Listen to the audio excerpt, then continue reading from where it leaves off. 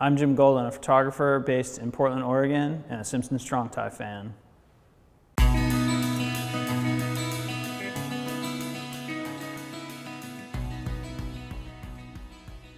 I'm inspired by everyday objects and then taking that everyday object and elevating it to extraordinary or a piece of art.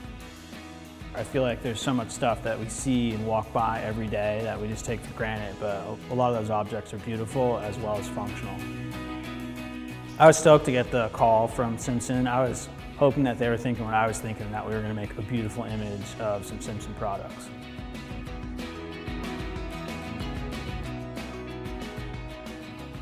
My previous experience with Simpson had been as a kid, building skateboard ramps, and then as a homeowner doing home improvement, building decks. So I was familiar with the brand and in my mind could picture how the shapes would work for one of my images.